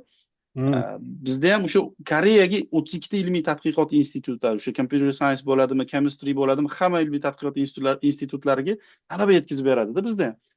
Bizda ham xuddi shunaqa, masalan, sizlarni universitetga qanaqa kirsak bo'ladi deydi. Birinchi o'rinda aytaman, o'sha professor, sohangga qiziqasan, kampuslari ko'p, o'sha joydan professorlarning listi bo'ladi veb-saytida. Olginda masalan, hammasiga jo'nat email deyman. Hammasiga to'g'rilab, sohasidan bitta ikkita maqolasini olginda, o'sha maqolasini qiziqishing bo'lgan sohani olginda, o'sha nima deydi, ilmiy ishini bilasizda, roughly nimaligini. O'shanga qanaqa contribution bera olishingni yozgin email qilib chiroyli deyman. O'shanda chansing oshadi. Masalan, bir 30 ta 40 tasiga yozsa, at least bitta ikkitasidan javob oladigan bo'lsa, kirish ehtimoligi уже 90% ga chiqib qoladi-da. Agar document screening o'tib olsang bo'ldi, u professor qabul qiladi deb shunaqa deyman-da. Sizni кейsingizni hozir eshitib, birga bir tushadigan holat ekan deb o'ylab qoldim. Juda to'g'ri. O'zbek tilida endi tanish bilish deyshadi-yu, lekin haligi yaxshi tarafdagi tanish bilish, networking deyshadi. Bu endi ko'p ahamiyat beryapman. Bu juda muhim ekan. Nafaqat bu o'sha o'qishga kirishda, balki ishga kirishda, masalan, Google'larda ham, hatto Facebook'larda ham xuddi shunaqa networking, referral deydi, yoki referral yoki networking. Mana shunaqa orqali masalan qabul qilish shanslarini oshirishar ekan. Ya'ni o'shanga agar sizni tanishlaringiz bo'lsa, biror kim sizni yaxshi bilsa, sizni refer qilib olishi mumkin. Bu sizga katta o'sha opportunity dorlarni ochishga yordam beradi deydi masalan. O'zi professorimiz ham o'sha bog'lan deydi. Maslahat beradi. O'shanga nima deydi, networkingga ham ahamiyat berishimiz kerak, tanish bilishga ham, ya'ni yaxshi ma'nodagi tanish bilishga. Tankini topishimiz kerak deydi-yu. Zo'r. Bu narsa rostdan ham juda muhim faktor ekan, ya'ni tanish bilish orqali, ya'ni tanish bilish deganda ham o'sha siz uni haqiqatda contribution qila olishingizni bilasiz sohasiga, o'sha sohasini o'rganib chiqib, ozgina bizda shunaqaki, masalan, bir xil talabalar yozib qoladi, bakalavr bitirdim, IELTS'im bor, SAT'im bor, falon fiston deydi-da, lekin masalan, IELTS'im bor ekan, SAT'im bor ekan, nima qilay dedi. Xo'p, mana veb-saytini linkini tashlasam, masalan, bitta kirib o'qib chiqishga erinadi-da. Bizda shunaqa bilmayman O'zbekistonda. Kirib chiqib, shuni o'qib, tanishib, requirementlarni ko'rib chiqishga erinadi-da. Qanaqa ekan? Masalan, IELTS nechi kerak ekan deb, men link tashlasam, mendan qaytarib so'rayapti-da. Endi nima qilish kerak bunaqa holatda? Masalan, bilmadim, biz O'zbekistonda qanaqadir kimnidir qilib berishiga o'rganib qolganmiz shekilli deb o'ylab qolaman. Bizda shunaqa narsa shakllanib qolgan. Ya'ni mustaqil chet elga chiqib o'qisa yaxshi bo'lib ketadi bu narsa, lekin hali chiqmagan odam kimdir qilib berishini kutamiz-da. Biz odatda shunaqamiz. Ya'ni shu habit bizda shakllanib qolgan, bilmayman. Bu juda yomon qisur deb bilaman-da bu narsani. Afsuski bizda ko'p shunaqa uchraydi, lekin bitta tarafi menimcha bizda o'sha mentorship nima deydi, ustoz shogird anaqasi tajribasi yetishmaydi. Ya'ni biz o'zim ham masalan to'g'risi bilmaganman, nima qilishdi. Masalan, menga yo'l yo'riq ko'rsatishgan. Bizda o'sha yo'l yo'riq ko'rsatadigan odam yo'q. Biz chetda nima bo'lyapti bilmaymiz. O'zbekistonda nima bo'lishi, bizda sistema boshqacha bo'lishi mumkin, lekin chetda umuman sistema boshqacha. Yo'l yo'riq ko'rsatadigan odam yo'q bizda. Va o'shalarni ko'rsatib, o'sha o'rgatgani bizda shunaqa qanaqadir ustoz shogird narsani shakllantirishimiz kerak. O'shanda yaxshi bo'lib ketadi degan umiddaman. Zo'r, shunaqa. Biz ham shu iloji boricha endi baribir yordam berishga harakat qilamiz. O'sha chet elga qiziqayotgan, masalan, kimdir Koreyaga qiziqadi, siz ham masalan, sizga ham ko'pchilik yozsa kerak, kaosga qanaqa kirsak bo'ladi, boshqa deb. Qo'ldan kelgancha nima qilamiz? Yordam berishga harakat qilamiz. Menimcha sizda ham shunaqa holat.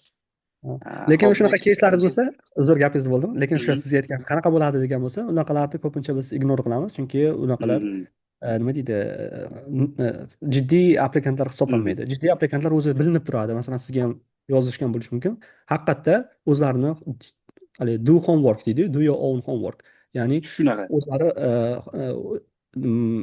uyga vazifa qilib kelishgan, ya'ni nimalarni hammasini shunaqa, bilishadi. Shunchaki jicha turtki berib, masalan, yo'l yo'riq xuddi ko'rsatib shunaqa, yuborsangiz bo'ldi. xuddi Unaqalar shunaqa, keyslar bo'ladi, unaqalarni biz shunaqa. ko'pincha mana shunaqa qilishingiz kerak deb, ko'pincha jiddiy emas ekan deymiz. Shunaqa. Ular masalan shunchaki yozib qo'yadida, yana o'sha narsani qo'shimcha qilib ketmoqchi edim, mayli o'sha yuqoridagi emaillarga bog'laydigan bo'lsak, email jo'natish boshqa narsada shunchaki oladida, professorning listini olib hammasiga bitta email jo'natadida. Bu juda noto'g'ri narsada. Masalan, erta ichkarida professorlar deylik bir-birini bilishi mumkin, boshqa qilishi mumkin. Gaplashganda ikkalasiga ham masalan bir xil email jo'natish bu o'ta xato narsada.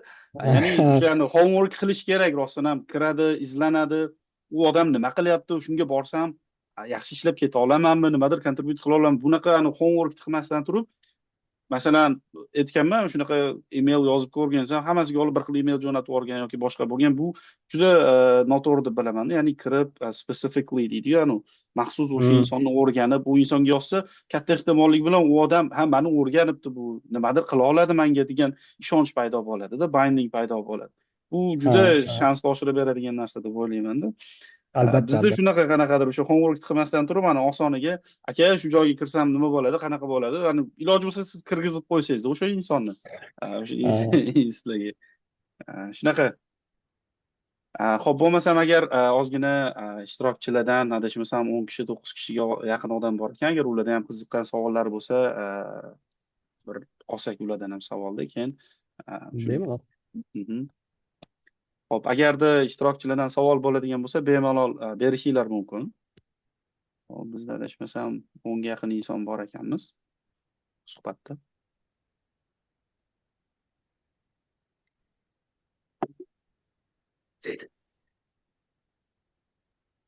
Rustam Yo'ldoshev. Rustam, yaxshimisiz? Ovozingiz eshitilmayapti. Assalomu alaykum. Va alaykum assalom. Va alaykum assalom. Rahmat, O'zbek aka, mana shunday bir suhbatlaringizga juda manfaatli bo'ldi. Ko'p anaqa ilm oldim. Men ham hozirda Koreyada PhD talabasi hisoblanman. Xo'p, o'sha hozir aytdingiz, o'sha hozir sun'iy intellektni qo'llash yaxshi bir natijaga olsa bo'ladi sohalarda. O'zim ham hozir kimyo sohasiga qo'llamoqchi bo'lib turibman. O'sha machine learningda asosan.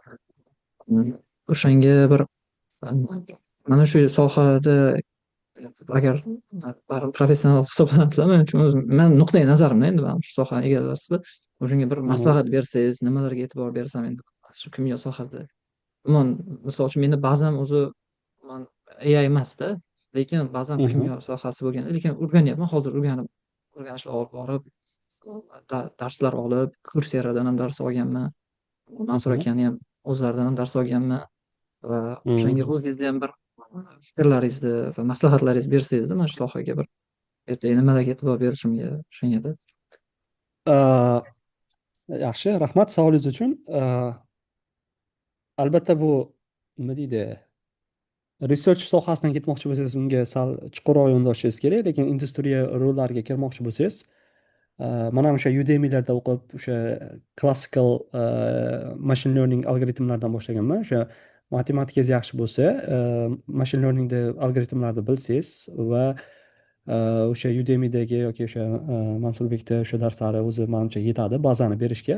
Qolgani shunchaki o'sha industriyaga ketmoqchi bo'lsangiz, industriyada nima kerakligini o'zingiz ko'rib, ularga fokus qilishingiz kerak. Chunki undan keyin o'zi bazadan keyin bo'linib ketadi. Natural language processing bo'lib ketadi yoki computer vision bo'lib ketadi yoki speech bo'lib ketadi. O'sha sohangizga qarab turib, o'shanga o'zingiz chuqur kirib ketishingiz mumkin.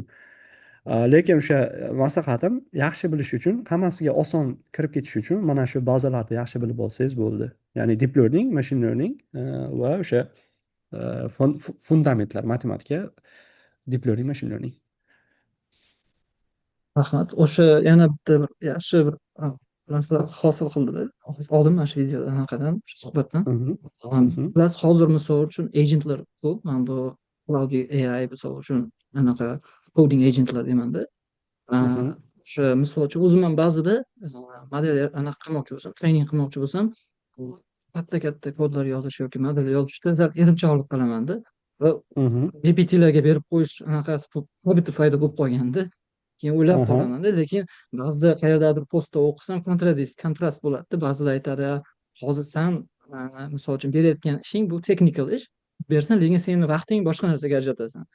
Mana shu Aha. joyda har doim manaqa bo'ladida, o'zimni vijdon va aqliy to'qnashuvmi endi bilmasam, o'shanga misol uchun man tezroq natijaga erishishim kerak, давай cloud agentga ber. Bunaqa hozir просто terminalda ochaman, cloud agent yurgizsam уже yoki man gravity bor, mana bunaqa narsalar ko'payib ketganda уже umuman uskunalar. Aha. Aha. Man bu o'zi o'rgangan narsam qanaqadir g'alati bo'lib qoladi, уже man qo'llashga vaqt ajratolmay qolaman. Mana shunaqa bir holatlar bo'lib qoladi. Mana shunda qanaqa bir savol berasiz? Masalan, take your time yoki just keep going, shunaqa deb Bu narsani o'zi savol qilib bermoqchi bo'lgan edim, esimdan chiqib qoldi. Qilichbek, shu narsaga rostdan ham qanaqa qaraysiz? Masalan, hozir vibe coding degan term chiqdi, bilasiz. Hatto o'sha AIda masalan hech kim scratchdan yozmay qo'ydida. Men odatda o'quvchilarimga nima qilaman? Masalan, o'zim darsda kod yozib ko'rsatsam ham, kodini tashlab bermaymanda. At least ko'ringlar-da, shuni takrorlab o'zinglar yozinglar deyman, yo boshqa narsa qilinglar. Nimaga ko'proq expose qilinglar o'zinglarni kodingga, boshqa narsaga? Chunki AI generate qilib beryapti. Hozir masalan sekund, masalan u minut ham demaymiz, okey, uzun bo'lsa 1 minutda, bo'lmasam sekundlar ichida generate qilib beryapti-da. Lekin siz o'shani orkestr deydi-yu, orkestr bo'lishingiz uchun u kodni masalan har bir anaqasini qatorini bila oladigan darajada bo'lishingiz kerak deyman-da. Siz shunchaki user emassiz, orkestrsiz. Meni shaxsiy fikrim shunaqa. Siz qiziq, menga shu sizni fikringiz qiziq. Masalan, mana shu vibe coding sohasi kirib keldi, boshqa bo'ldida, AI injener sifatida, AI researcher sifatida nima deb o'ylaysiz? Acceleration uchun ishlatish, okey, lekin o'sha acceleration uchun ishlatish uchun odam o'zi injener researcher o'zi avval qay darajaga yetgan bo'lishi kerak? Mana shu narsa haqida ozgina gapirsangiz. Juda zo'r savol bo'ldi. O'sha Mansurbek, men ham sizni fikringizga qo'shilaman. AI agentni ishlatish kerak, lekin uni nima qilganini o'zimiz ham tushunishimiz kerak. Hozir bu siz umuman nima deydi, deyarli bu hayotimizda, ya'ni injenerlarda bu anaqasi nima, hayotini bitta bir bo'lagi bo'lib qoldi. Buni inkor qila olmaymiz. Aytadi, hamma aytadi, vibe coding qilsang senga minus bo'ladi deydi. Yo'q, bu plus bo'ladi, naborot. Siz mayda-chuyda narsalarni masalan vibe coding orqali siz qilib tashlaysiz. Masalan, men ham biz hech kimga yashirin emas. Hozir researcherlar ham hatto eksperiment qilib paperlarni hatto yozishgacha, ana bu maqolani yozishgacha masalan GPT yoki o'sha Cloudy'larda ishlatishyapti. Bu yana biz Facebookka ishga kirgan o'sha tanishlarimiz bor, o'shalardan ham eshitdim. Hatto o'sha u yerdagi katta senior injenerlar ham, ular ham nima deydi, menejmentda o'zi aytyapti, vibe codingda ishlatinglar deb. XAI deb bilsalaring kerak, mana Twitter hozir X Elon Musk. Hammasi Cloudy'da ishlatyapti. Cloudy bilib qolib o'chirib qo'yibdi ular degan masalan. Bu katta senior injenerlar ham ishlatishyapti. Lekin bitta minus tarafi kimga bo'lishi mumkin? Bu o'sha kodni tushunmasdan, o'sha AI qilib bergan kodni tushunmasdan, xatoligini topa olmasdan ishlatib turgan odamlar yoki o'sha injenerlar uchun bo'lishi mumkin.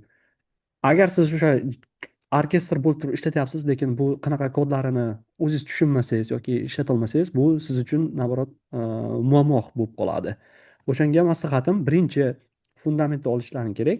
Hech bo'lmasa o'zlaring tushunib, mana pipelinelar deydi, masalan o'sha injenerlarda pipeline, AI modellarda pipeline hammasini shularni o'zlaring tushungandan keyin masalan Cloudy'da yoki o'sha agentlarni ishlatib birga olib ketishlaring mumkin. Lekin agar tushunmasalaring, bu sizlar uchun juda katta minus bo'ladi.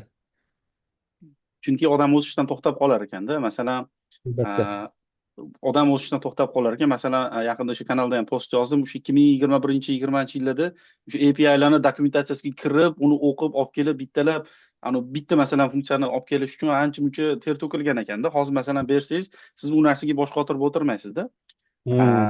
Agarda lekin shu bosqichdan o'tilinmasa, masalan hozir bersangiz u API olib kelib ishlatyapti, lekin shu bosqichdan o'tmasak, biz o'shani u API olib kelib ishlatsa, uni biz masalan nima bo'layotganini tushunmay qolishimiz mumkin. Ya'ni odam inson o'sishdan to'xtab qoladi. At least mana shu narsani bosib o'tishni odatda maslahat beraman. Ya'ni bir marta o'shani tikonli yo'ldan yurib ko'rish kerakda. Ya'ni biladi kim nima qayerdan qaysi narsani olib kelyapti. Keyin okey, vibe coding ishlatsin, ishlatmasin demayman.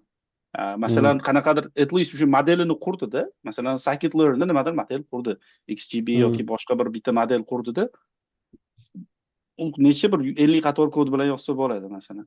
O'sha narsani Hmm. yozsinda vibe codingga bersin. Mayli, mana shu narsani nima qilib ber, avtomatik qilib ber, nimadir qilib ber deb. Unga vibe bu okey.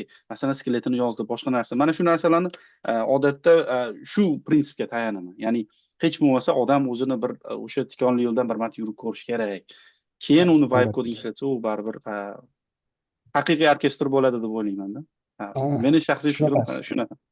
Yo'q, men shunaqa, mana ham shu fikringizga qo'shilaman 100%. Ya'ni mana bu hamma narsani mohiyatini bilmasdan vibe coding qilish bu juda noto'g'ri. Bu o'sishda ham to'xtatib qo'yadi odam uchun. Shuning uchun boshida bilib turib, keyin ishlatgan ma'qulroq. Yo'q, katta rahmat, juda zo'r. Ya'ni ham fikr ekanmiz, bundan xursandmiz. Xo'p, yana boshqa kimdadir qiziqishlar bo'lsa, qiziqqan savollar bo'lsa, bemalol so'rashinglar mumkin. Assalomu alaykum. Va alaykum assalom. Rahmat, juda qiziqarli intervyu bo'ldi, discussion bo'ldi. O'zimga ham nimadir yangi narsa oldim. Bitta savolim bor edi, aynan kaos haqida. Sizni o'zingiz laboratoriyangizda yoki boshqa laboratoriyada ishlaydigan postdoklar haqida so'ramoqchi edim. Birinchi bermoqchi bo'lgan savolim o'sha postdoklar kelgan postdoklar KSda o'qimasdan chetdan kelgan postdoklar qayerdan keladi? O'zi odatda universitetda qanaqa rankingi qanaqa bo'ladi? Birinchi savolim. Ikkinchi savolim, ularni o'zini qobiliyatlari qanaqa? Qobiliyati juda outstandingmi yoki averagemi? Va uchinchi savolim, mana shunaqa postdokka bormoqchi bo'lganlarga qanaqa talab odatda professorlardan yoki universitetdan nima qanaqa limiti, baryeri qanaqa? Shu savol edi. Rahmat. Rahmat savolingiz uchun. Birinchi savolingiz masalan kaosdan turmasdan kaosda o'qimaganlar ham masalan postdokka topshira oladimi? Bu birinchi savolingizga. Albatta, aslida kaosda polisiyasi oldin qanaqa edi? Hozir 1-2 yilda o'zgarib ketdi. Mana bu kaosda o'zidagi studentlarni postdoklikka olmasda ularni tarqatib chiqarib yuborish. Lekin hozir sal o'zgarib ketgandan keyin, hozir kaosda polisiylar o'zgarib ketgandan keyin kaosdan ham o'zidan olyapti. Lekin oldin faqat chetdan olardi postdoklarni. Ikkinchisi, shunaqa zo'r outstanding bo'lish kerakmi? Bu outstanding deganda bilmadim nimani nazarda tutyapsiz, lekin outstanding deganda haligi wunderkind yoki anaqani men nazarda tutmayapman. Haligi olimpiadalarga qatnashgan yoki birorta katta cho'qlarni zabt etgan birorta odamlar. Yo'q, outstanding deganda nima bo'ladi? Asosan sizni publicationlaringiz bo'ladi, publication rekordlaringiz. Hech bo'lmasa bir ikkita paperlaringiz masalan qanaqadir maqolalarda, nufuzli maqolalarda chop etilganmi? Va eng asosiysi, bu ham uncha muhim emas, xohlagan odam topshiraveradi. Eng asosiysi, sizga professor qiziqish bildirganmi? Ya'ni ish beruvchi sizga professor bo'ladi. Siz professor bilan gaplashib, boshida o'shani hal qilib qo'ysangiz, u 90% marrani siz egalladingiz degani. Ya'ni siz professoringiz bilan sizni o'sha yo'nalishlaringiz to'g'ri keladi, siz uni qiziqtira olasiz va u sizni ishga olishga tayyor. Ya'ni postdoc o'zi u student emasda, student emas, ishchi sifatida qolishadi. Shunga professor sizga ish beruvchi bo'ladi. Siz professorni qiziqtira olsangiz, siz mara o'sha sizniki. Bu outstanding qolgan anaqasiga qaramaydi. Qayerda o'qigani yoki qayerda o'qimagani u yerga qaramaydi. Lekin shu professorni o'zini qiziqtirish uchun ham nimadir ham boshqa odamlar berolmagan narsani berish kerak bo'ladi-da, sotish kerak professorga qiziqtirib. Yo'q. Qanday qarorlar professorlar qanday qiladi? Masalan, bizni laboratoriyamizda olib qaraydigan bo'lsak, professorga researcher kerak-ku, lekin ko'pincha laboratoriyani manage qiladigan odam kerak. Ya'ni mana studentlarga yo'l yo'riq ko'rsatib, ko'pincha administrativ ishlar bo'ladi, o'shalarga yordam bergani. Ya'ni chunki professorlarning o'zi juda nima deydi, busy bo'ladi. Ularga o'sha support roldaqa bo'lish kerak. Va buning uchun o'sha siz albatta men mana shunaqa yo'nalishda ishlaganman, mana shunaqalarda managerial skill bilan plus yana o'sha independent research, ya'ni o'zingiz research qilib olasiz, shunaqa aniqlar ko'rsatib berishingiz kerak. Ya'ni siz kelasizda, mana shu laboratoriyangizda drive qila olaman, rulini boshqara olaman deb ko'rsatib berishingiz kerak. Mana shuncha studentingizni biriktirib qo'ysangiz ham research ham qila olaman, ham ularga ham yo'l yo'riq ko'rsatib o'qita olaman. Shunaqani ko'rsatib bersangiz bo'ldi. Postdoklarda teaching requirement bormi, yo'qmi? Sizlarda? Yo'q. Teaching Faqat professor. Faqat professor. Faqat professor teaching qiladi, postdoklar o'sha laboratoriyada support roldaqa. Zo'r. Ya'ni sizlarda lobbiylarda qanaqa, masalan, biror bir postdoc bo'lsa, postdoclarga masalan researchda ham nimalari ko'pku, sohalari ko'p. Masalan, deyip qaysidir Mhm. kimdir o'sha vision bo'yicha ishlayotgan bo'lsa, kimdir masalan NLP yoki boshqa narsa. Mm. Yo bo'lmasa o'sha VLM siz VLMni bu yoq tarafida bu yoq tarafdan split qilib ikkiga bo'lib ishlayotgan bo'lsa, mabodo shunaqa paytlarda postdocga masalan bitta sohani bemalol ishonib berib qo'ya oladimi professor? Ya'ni o'zi independentsa, mana ikkita talaba boss deydigan joyi bo'ladimi yo? Albatta shunaqa bo'ladi. Navruz shunaqalar professorga yoqadi. Zo'r, Qancha zo'r. professorida bosh og'riq kam bo'lsa, shuncha yaxshi unga. Demak, projektni manage qilishga yordam beradigan rostdan ham Albatta. independent Ha, researcherlar qadrlanar ekan. albatta, juda qadrlanadi. Rahmat kattakon. Ha, rahmat sizga ham. Hop, agar savollar bo'lsa yana bitta savol qabul qilsak bo'ladi, bo'lmasam Qilichbekni ham vaqtlarini ko'p olmaymiz. Yo, Agar besh- savol Assalomu bo'lsa. alaykum. Rahmat Va alaykum assalom. mana shu suhbat tashkil qilganingiz uchun. Mhm. Menda AI bo'yicha emas, boshqacharoq umuman kompyuter kiyimidagi virtual soha bo'yicha savolim bor edi. Aha. Saudiyada ko'p oil gaz kompaniyalar ko'p. U yerda misol uchun sizlarning institutlaringizda qandaydir misol uchun virtual training qilinadimi? Misol uchun virtual training uchun qandaydir dasturlar qilinadimi yoki shunday proyektlar qilinadimi deb so'ramoqchi edim. Misol uchun ko'p o'zim ham bitta nimada ishlaganman, shu oil gaz kompaniyada ozroq tajribam bor. U yerda Mhm. ko'pchilik birinchi safety training o'tadi. Misol uchun birinchi zavodni ichiga o'zini to'g'ridan to'g'ri kirgizib yubormaydida, safety training o'tadi. Hozir bu Mhm. yerda bir ikkita kompaniyalarda eshitdim. Birinchi o'sha virtual trainingga kirgizib, keyin nimaga kiritarkan, real industriyaga kiritarkan deb eshitdim. Saudiyada Mhm. ham shunaqa narsalar bormi? Misol uchun shu bo'yicha qandaydir ma'lumot bera olasizmi? Ah, To'g'risi uzr, bu savolingizga javob bera olmayman, chunki men unaqa industriyada ishlamaganman, Ha, tajribam ham yo'q. Lekin o'sha kaosda masalan ximiya yoki o'sha biologiyada o'qiydigan talabalar bo'lsa, ularda o'sha health and safety shunaqa treyningi bo'ladi. Ya'ni laboratoriyaga kirishdan oldin ular doim mana bu xavfsizlik bo'yicha testlar aniqlardan o'tishadi, treyninglardan o'tishadi va undan keyin laboratoriyaga qo'yishadi. Industriyada ham manimcha shunaqa bo'lishsa kerak, lekin virtual aniqlar bo'yicha to'g'risida xabarim yo'q. Unaqa. rahmat. Qiziqsangiz Dostonbek, Aramcoga qiziqing. Aramco. Masr aka. Saudiyani Google desangiz bo'laveradi, Aramco. Shunaqa. Umuman shu kelajakda misol uchun shu virtual educationlar qanaqa bo'ladi deb turib o'shanga qiziqayotgandim men. Umuman misol uchun safety emas. Hozir ko'p narsalar shu virtual bo'lib ketyapti-ku. Misol uchun Hmm. virtual education, misol uchun virtual laboratoriyalar yoki virtual qandaydir zavodlar. To'g'risi undan xabarim yo'q. To'g'risi. Siz Dostonbek nimaga qiziqib so'rayapsiz? Aynan maqsadingiz nima? Siz shuni O'zbekistonga olib kirmoqchimisiz? Ya'ni nima virtual education qilib. Men yaqinda bir nimani ko'rib qoldim O'zbekistonda. Ya'ni bizda dron masalasi sal qiyin bo'lganligi uchun dronni shu universitet sifatida, ani virtual university sifatida bitta platforma qilib olib kirmoqchi bo'ldi. Ya'ni dronni siz hayotiy ko'chaga chiqib nima qila olmaysiz, uchira olmaysiz, lekin ana shu universitetga kirib simulationda uchirib nima qilib ozgina sizga sertifikat beradi, keyin real anaqaga chiqasiz, dronga chiqasiz. Siz maqsadingiz shunaqa yaqinroq savol, to'g'rimi Dostonbek? Ya'ni nima qilsak bo'ladi? Virtual education gas companylarda, oil gas companylarda qanaqa?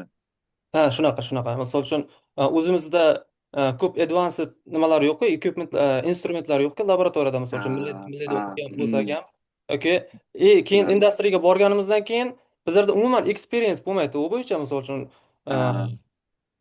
instrumentlar bo'yicha o'shanga qiziqib turayotgandim. Qanday misol uchun bo'lsak bo'ladi? Tushundim.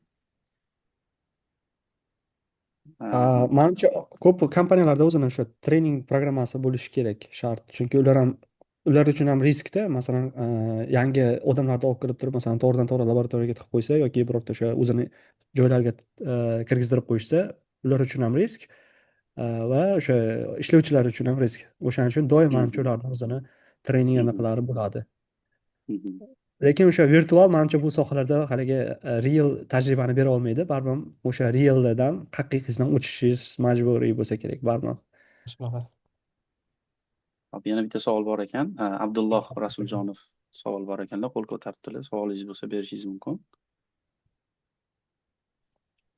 Assalomu alaykum hammaga. Avvalambor shu manfaatli suhbat uchun Bilagan Muhammad, savolim sal javob berilgan savol bo'lib qolishi mumkin uzr oldindan, chunki men kirganimda savol javob berilayotgan ekan, yarmidan kirib qoldim.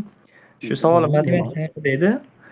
Hozirda o'zim shu Koreyada magistratura talabasiman va shu laboratoriyada qurilish sohasida digital twin plus machine learning orqali shu yangi yechimlar berishga harakat qilyapmiz. Shu background asosan software engineering, machine learning hozircha yangiroq menga. Lekin hozirda shu qandaydir modellarda boshqa sinovdan o'tkazish jarayonida ko'p qiyinchilik bo'lmayapti. Ya'ni mantiq mohiyatini tushunyapman. Lekin shunaqa feedback bo'lyaptiki, baribir matematikani shu linear algebra shu tarafdan baribir o'qishing kerak degan, ya'ni qaytish kerak degan feedbacklar bo'lyapti. Yana boshqa feedbacklar bo'lyapti. Matematikang agar fundamental yaxshi bo'lsa, shu proyektlar orqali o'rganib ketaversan, judali nolga qaytish shart emas degan shu har xil odamlardan feedback bo'lyapti. Endi menda matematikadan background, shu maktab darajasi shu bemalol. Ya'ni maktabda o'sha 9-sinfgacha olimpiadachi bo'lganman, algebra geometriyadan. Lekin undan keyingi bosqich, shu oliy matematika boshqalar unaqa yaxshi emas. Shu masalada endi men hozir universitetda endi 1-semestrim, 2-semestrdan shunaqa linear algebra shunga o'xshagan fanlarni olmoqchi bo'lsam, yana shunaqa feedback bo'lyapti. Ko'proq praktikaga fokus qil, resursga fokus qilda, matematikani o'sha orqali o'rganib ket degan feedbacklar bo'lyapti. Shunga qanaqa maslahat berasiz? Ya'ni fanlarni o'zini olib baribir noldan o'rganib qo'yganim yaxshimi yoki jarayonda kerak bo'ladiganlarni olib ketganim yaxshimi? Zo'r savol bo'ldi. Agar sizda shu matematikazingiz yaxshi bo'lsa, tez olib ketadigan bo'lsangiz, keyin vaqtdan sal tez bo'lishni xohlasangiz, vaqtdan masalan vaqtingiz yetarli bo'lmasa, ya'ni o'sha tezroq siz o'rganishingiz kerak. Olib ketganingiz yaxshi, haligi birdaniga o'sha proyektlar orqali. Lekin menimcha baribir mana bu noldan hamma narsani o'sha matematikani linear algebra, kalkulus, keyin probability, statistik bor, o'shalarda fundamentini olgan baribir eng yaxshisi hisoblanadi. Chunki mana shuni ustiga hammasi qurilgan o'zi o'sha machine learning 80% matematika, statistika hisoblanadi. Prosta chiroyli qilib turib ML deb qo'yishgan. Aslida o'sha kalkulus 90% matematika. Matematika plus 10% programming. Mayli 80 yoki 20 ham desak bo'ladi. Prosta o'sha chiroyli qilib AI keyin machine learning deb qo'yishgan xolos. O'shaning uchun fundamentga juda katta e'tibor berishimiz kerak va iloji boricha vaqtingizni o'shanga ko'proq sarflab o'zlashtirib olganingiz yaxshi. Ya'ni o'sha kurs davomida. Haligi men boru, devor scratch bo'lsa bitta ramkani osib qo'yadi, frame-da. Statisticsda ML deb qo'yishadi, xuddi o'shanaqa narsa. Xuddi shunaqa. Bu bor gap, ya'ni menda tagida ham haqiqat bor. Men ham Qilichbekning gaplariga qo'shilaman, chunki siz hozir tem bo'lib birinchi kurs bo'lsangiz, juda ham zo'r golden time-da, ya'ni boshdan kerak bo'lsa borib hammasini sochib yuborsa bo'ladigan paytida, sochib hammasini bitta yetib olsangiz bo'ladi. O'sha transformer aytdilar-ku, golden nimasi standart bo'lib qolgan, shu transformergacha scratchdan bitta o'rganib olsangiz bo'ldi. O'sha qolgani hamma narsasi Legoga o'xshab blok bo'lib qo'yib keltirilyapti do'stiga. Masalan, bitta narsa chiqadi, lekin nima bo'lgan, shu modifikatsiya bo'lgan, uni olib kelgan, buni olib kelgan Lego. Faqat Lego o'zgaradi, lekin o'sha Legoni bilib olsangiz bo'ldi ichidagi narsasini. Birinchi kurs juda ham zo'r time, ya'ni masterda scratchdan kirib, masalan 6 oyda, 1 yilda yorib olsa bo'ladigan darajaga chiqib olsa bo'ladi. Bu juda ham zo'r davr. Lekin ertaga siz masalan proyektga kelganda, okey, men masalan probabilityni masalan base rule'da o'rgandim yoki boshqa bo'ldi, okey, chalarlikni baribir his qilasizda. Ertaga siz qayergadir ishga kirganingizdan keyin qaytishga vaqtingiz bo'lmay qoladi. Ya'ni siz уже o'tib ketib olgansiz, уже sizga proyektlar kelishni boshlaydi, davay proyektlar keladi. Уже keyin scratchga qaytishga vaqtingiz bo'lmaydi. Ya'ni ozgina kemtiklikni his qilib qolishingiz mumkin deb o'ylayman-da men. To'g'ri. Yana o'sha yaxshi tushunsangiz, masalan, algoritmlarni ko'r-ko'rona anaqa ishlatmaysiz, masalan, bilasiz o'zi qayerda yaxshi ishlashi, qayerda yaxshi ishlamasligini. Bu sizga katta plyus bo'ladi. Masalan, bizga ham topshiradi bolalar, masalan, MLda tajribalari tajribam bor deydi, lekin o'sha intervyuda gaplashsangiz, shunchaki import library anaqa qilib turib, praktika tarafdan juda zo'r, lekin mohiyatini so'rasangiz, masalan, o'sha tarafdan nima deydi, kapot ostida nima bo'lib turganini gapirib berisha olmaydi. Mana shu tarafi o'sha asosiy tarafi hisoblanadi bizda. Shunaqa. Tushunarli, rahmat kattakon. Hozirda o'zim ham shu Iqboljon aka Sobirovni shu kurslarda o'qiyotganim, undan ham shu tarafga nima signal bo'layapti, chunki dars davomida o'tayotganlari ko'proq o'sha fundamentga kirishga harakat qilyapti, ancha formulalar bo'lib. Shu o'zim ham o'rganishim kerak deb turdim. Rahmat kattakon. Menimcha o'sha AI injenerlarga, AI injener, AI researchlarni hammasini so'rasangiz ham baribir shu javobni aytishadi, chunki bu sizga iloji yo'q ekan. Qilichbek aka, agar shu Iqboljon akani ham bir chaqirib suhbat qilsak bo'lar ekan birgalikda. Iqboljon aka, bilsangiz Oksforddalar hozir. Ya tanishmisiz? Endi yaqin tanishmasmiz, lekin o'sha onlayn tanishib qolganmiz. Agar o'sha anaqa qilsak, suhbat qilsak, bemalol birga suhbat qilib olsak bo'lar ekan, zo'r bo'lardi agar ular bilan bog'lanib ko'ramiz. Albatta zo'r bo'lardi. Katta rahmat aka, vaqtingizga rozi bo'ling. Juda foydali bo'ldi. Siz bilan tanishganimdan xursandman, xudo xolasa. Men ham juda xursandman. Hamma ishtirokchilarga ham rahmat. Xudo xolasa, kollaboratsiyalar anaqalar bo'lsa, imkoniyatlar bo'lib qolsa, xudo xolasa, O'zbekiston nima deydi, communitysi uchun agar mana shunaqa yig'ilishib, manfaatli qiladigan narsalar bo'lsa, qo'ldan kelgancha harakat qilib yordamimiz tegadigan bo'lsa, juda xursandmiz. Sizga katta rahmat. Shunchalar band bo'lishingizga qaramasdan vaqt ajratganingiz uchun juda xursand bo'ldim. Agar qarshi bo'lmasangiz, o'sha yo kanalga yoki YouTube'ga ular anaqa qilib qo'yib turib, o'sha linkini guruhlarga tashlab qo'yaman. O'sha kira olmay qolganlarga foydali bo'lib bir suhbatimizni eshitmoqchi bo'lganlar bor edi, ular ham o'sha eshitib olishadi. Rahmat kattakon, sog' bo'ling, salomat bo'ling. Hammaga rahmat. Xo'p, charchamang, salomat bo'ling. Sog' bo'linglar. Xo'p, rahmat kattakon.